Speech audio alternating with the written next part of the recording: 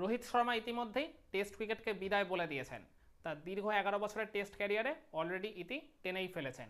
তো রোহিত শর্মা শুধুমাত্র ভারতের টেস্ট ওপেনার ছিলেন না, তিনি ছিলেন ভারতের টেস্ট দলের ক্যাপ্টেনও। তো এর আগে রোহিতকে নিয়ে আমরা খেলার আড্ডার পর্দায় একটা ডেডিকেটেড ভিডিও করেছিলাম।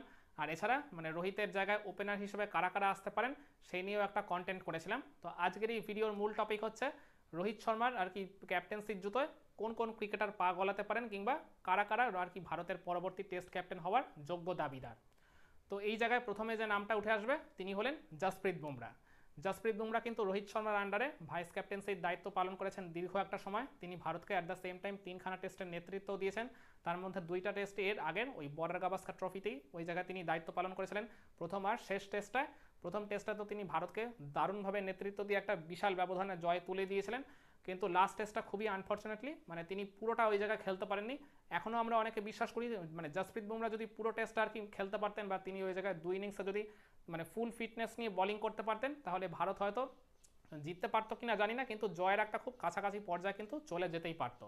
আর এছাড়া এর আগে 2022 সালে ইংল্যান্ড সফরে একটা টেস্টে কিন্তু এই জসপ্রীত বুমরা ভারতকে কিন্তু নেতৃত্ব দিয়েছিলেন। ওই রোহিতের সম্ভবত তখন বোধহয় কোভিড-19 পজিটিভ হয়েছিল।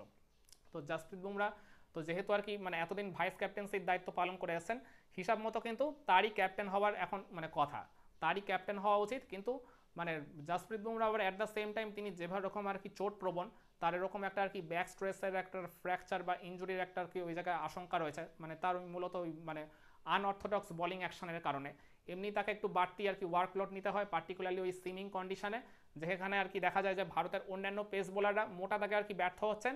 পুরো ওয়ার্কলোডটা বা পুরো দায়িত্বটাই ওই জায়গায় বুমরার কাঁধে একাই পড়ে যাচ্ছে, যে কারণে এর আগের ওই অস্ট্রেলিয়া সফরে তিনি এতটাই বাড়তি ওয়ার্কলোড নিয়ে ফেলেছিলেন, যে কারণে পুরো সিরিজ মিলিয়ে তিনি 150রও বেশি ওভার বোলিং করেছিলেন। আর যার কারণে ওই লাস্টে সিডনি টেস্টে পুরোপুরি তিনি সার্ভিস দিতে পারেননি, একটা ইনিংসেও টোটালি বল করতে পারেননি। তার কারণে তার পরবর্তীতে ওই চ্যাম্পিয়ন্স ট্রফি মিস করেছিলেন, আইপিএলের ওই প্রথম দিকে বেশ কয়েকটা ম্যাচ মিস করেছিলেন। আমার মনে হয় না যে জসপ্রীত বুমরার উপর ভারতীয় ক্রিকেট বোর্ড কিংবা সিলেকশন প্যানেল এই বাড়তি দায়িত্বটা চাপিয়ে দেবে বলে। আমার মনে হয় তিনি যেরকম ওই ভাইস ক্যাপ্টেন্সির দায়িত্ব পালন করছেন, সেটাই হয়তো তিনি ওই ডিউটিটা পালন করতে পারেন।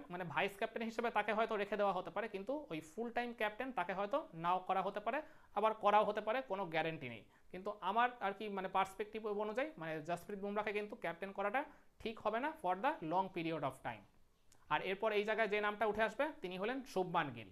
এই শুভমান গিল কিন্তু এই চ্যাম্পিয়ন্স ট্রফিতে ভারতের ওডিআই টিমের ভাইস ক্যাপ্টেন্সির দায়িত্ব পেয়েছেন। আর শুভমান গিল কিন্তু এই আইপিএলে লাস্ট 2 বা 3 মৌসুম ধরে তিনি কিন্তু গুজরাট টাইটান্সকে নেতৃত্ব দিয়ে আসছেন। আর গুজরাট টাইটান্স কিন্তু তার নেতৃত্বে বেশ ভালোই পারফর্ম করছে এই চলতি সিজনে। তো শুভমান গিলের মধ্যেও ক্যাপ্টেন্সি ম্যাটেরিয়াল রয়েছে, তিনি কিন্তু অলরেডি সেটা প্রমাণ করে দিয়েছেন। আর তিনি অ্যাট দ্য সেম টাইম যেহেতু ওডিআই টিমেরও ভাইস ক্যাপ্টেন হয়ে গেছেন, তো রোহিত শর্মা কতদিন ওডিআই ফরম্যাটে খেলবে সেটা আমরা জানি না। তিনি ওডিআই থেকে অবসর নিলেই আমার মনে হয় শুভমান গিলই পাকাপাকিভাবে যেহেতু ওডিআই টিমের ক্যাপ্টেন হয়ে যেতে পারেন। তো শুভমান গিলকে কিন্তু এই জায়গায় ডেফিনেটলি টেস্ট টিমের for the long period of time captain হিসেবে ভাবতে পারে ভারতের সিলেকশন প্যানেল। আর এছাড়া তৃতীয় যে নামটা উঠে আসবে তিনি হলেন কেএল রাহুল। এই কেএল রাহুল কিন্তু বিরাট কোহলি যখন ক্যাপ্টেন ছিলেন তার ডেপুটি হিসেবে কিন্তু দায়িত্ব পালন করেছিলেন। একটা টেস্টে আমার মনে আছে সাউথ আফ্রিকা ট্যুরে বিরাট বোধহয় কাঁধের চোটের জন্য খেলতে পারেননি, ওই টেস্টে কিন্তু রাহুল ভারতকে নেতৃত্ব দিয়েছিলেন। খুব একটা খারাপ পারফরমেন্সও যে টিম ইন্ডিয়া করেছিল তা কিন্তু বলা যাবে না। ভারত হয়তো জিততে পারেনি, কিন্তু ওই জায়গায় কেএল রাহুল কিন্তু তার ক্যাপ্টেন্সির যোগ্যতার প্রমাণ দিয়েছিলেন। আর এছাড়া রাহুলের তো দীর্ঘদিন ক্যাপ্টেন্সি করার অভিজ্ঞতাই রয়েছে আইপিএল সূত্রে। লখনৌ সুপার জায়ান্টসকে তিনি 3 বছর ধরে নেতৃত্ব দিয়েছেন। তো সব কিছু মিলিয়ে কেএল রাহুল যেহেতু এই টিমের একজন অন্যতম সিনিয়র ক্যাম্পেনার, তো রাহুলের কাঁধেও কিন্তু ওই দীর্ঘ সময়ের জন্য টেস্ট ক্যাপ্টেন্সির দায়িত্বটা উঠতে পারে। আর 4 নাম্বার নাম হিসেবে এই জায়গায় উঠে আসতে পারে যশস্বী জয়সওয়াল। এই নামটা শুনে হয়তো একটু অবাক হতে পারেন অনেকে, কিন্তু এই জয়সওয়ালের নামটা ওই অস্ট্রেলিয়ার বর্ডার গাভাস্কার ট্রফিতে ভারত যখন চরমভাবে বিধ্বস্ত হলো, তারপরেই তো রোহিত শর্মাকে ক্যাপ্টেন্সির দায়িত্ব থেকে অব্যাহতি দেওয়ার একটা গুঞ্জন চলছিল। তারই মধ্যে এই জয়সওয়ালকে অধিনায়ক করার একটা কিন্তু ওই জায়গায় প্রবল আলোচনা চলেছিল এই ভারতের সিলেকশন প্যানেলের মধ্যে। কারণ জয়সওয়াল একমাত্র ওই জায়গায় ব্যাট হাতে তিনি ধারাবাহিক পারফর্ম করেছিলেন ভারতের সব সিনিয়র জুনিয়র সব ক্রিকেটারদের চরম ব্যর্থতার পরেও। তো জয়সওয়াল ওই জায়গায় যে ইন্টেন্টটা দেখিয়েছিলেন অস্ট্রেলিয়ার পেস বোলারদের এগেনস্টে, তিনি একাই বলতে গেলে প্রতিরোধ গড়ে তুলেছিলেন গোটা সিরিজ ধরে। আর এছাড়া টেস্ট ফরম্যাটে জয়সওয়াল ব্যাট হাতে যে ধারাবাহিকতা দেখিয়েছেন, আর এছাড়া অন দ্য ফিল্ড তিনি যেভাবে সক্রিয় থাকেন, সবসময় তার টিমমেটদের উৎসাহিত করেন, বা প্রতিপক্ষ দলের প্লেয়ারদের ওই জায়গায় তিনি স্লেজিংও মোটামুটি পারদর্শী। তো সব কিছু বিচার বিবেচনা করলে জয়সওয়ালের মধ্যেও ক্যাপ্টেন্সি মেটেরিয়াল মানে দেখেছে ভারতের সিলেকশন প্যানেল। আর মানে তার নামটা যখন এর আগে একবার আলোচনা হয়েছে, তো তিনিও কিন্তু এই জায়গায় খুবই সারপ্রাইজিংলি ভারতের টেস্ট টিমের ক্যাপ্টেন হিসেবে উঠে আসতেই পারেন পরবর্তীতে। আর এই জায়গায় পঞ্চম নাম হিসেবে যার কথা উঠে আসবে, মানে এই ব্যক্তির টেস্ট ক্যাপ্টেন হওয়ার মানে সম্ভাবনাটা খুবই কম বললে চলে, তিনি হলেন ঋষভ পান্থ। ঋষভ পান্থ হতে পারতেন টেস্ট ক্যাপ্টেন, তিনি কিন্তু ক্যাপ্টেন হওয়ার যোগ্য দাবিদার, কিন্তু তিনি ব্যাট হাতে এতটাই অধারাবাহিক, এতটাই আর কি ইরেসপন্সিবল, সবসময় দেখা গেছে মানে দলের যখন সবচেয়ে বেশি তাকে প্রয়োজন সেই সময় ভুল ভাল শট খেলে, র্যাম শট খেলে, স্টাইলিশ বা গ্ল্যামারাস শট খেলে আউট হয়ে নিজের উইকেটটা থ্রো করে দিয়েছে, বারংবার টিমকে বিপদে ফেলেছেন, যেটা ওই আগের বর্ডার গাভাস্কার ট্রফিতে হর হামেশাই দেখা গেছে। মানে ওখানে তিনি সবকটা টেস্টের সুযোগ পেয়েও সেই সুযোগগুলোকে একেবারেই কাজে লাগাতে পারেনি। একমাত্র ওই সিডনি টেস্টে লাস্ট ইনিংসে ওই একটা 61 রানের ইনিংস খেলেছিলেন, তাও সেটা আর কি খুবই রিস্কি কিছু শট খেলে।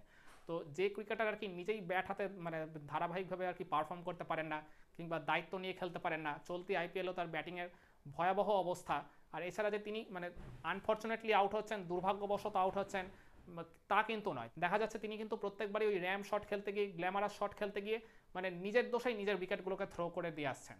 তো সেই কারণে এরকম একজন দায়িত্বজ্ঞানহীন ক্রিকেটার, যার একাদশেই কিনা জায়গাটা পাকাপোক্ত নয়, তো তাকে ক্যাপ্টেন করার ঝুঁকি মনে হয় না মানে বিসিসিআই বা ভারতের সিলেকশন প্যানেল নেবে বলে। তার যতই তিনি আইপিএলে 27 কোটি টাকা দিয়ে ওই জায়গার কি মানে বিক্রি হন না কেন লখনৌ সুপার জায়ান্টসে। তো ঋষভ পান্তের ক্যাপ্টেন হওয়ার সম্ভাবনাটা খুবই কম হলেও এর আগে যে চারজনের নাম বললাম, ওই জসপ্রীত বুমরা, শুভমান গিল, কেএল রাহুল আর যশস্বী জয়সওয়াল, এই চারজনের মধ্যে থেকেই হয়তো যে কোনো একজনকে ভারতের পরবর্তী টেস্ট ক্যাপ্টেন হিসেবে আমরা দেখতে পাবো for a long period of time.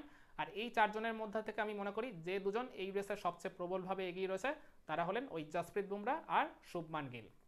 বুমরার সম্ভাবনাটা আমি খুব একটা না দেখলেও তিনি যেহেতু রোহিতের আন্ডারে ভাইস ক্যাপ্টেন্সির দায়িত্ব ওই 2-3 বছর ধরে পালন করেছিলেন, তো তিনি কিন্তু এই জায়গায় পরবর্তী টেস্ট ক্যাপ্টেন হিসেবে উঠে আসতেই পারেন। সিলেকশন প্যানেল হয়তো অন্যরকমভাবে কিছু চিন্তাভাবনা করলেও করতে পারে। আর এছাড়া শুভমান গিল তো এই রেসে প্রবলভাবে থাকবেন বলেই আমি মনে করি। একমত হবেন আমার এই পয়েন্টগুলোর সাথে? কমেন্টে জানান।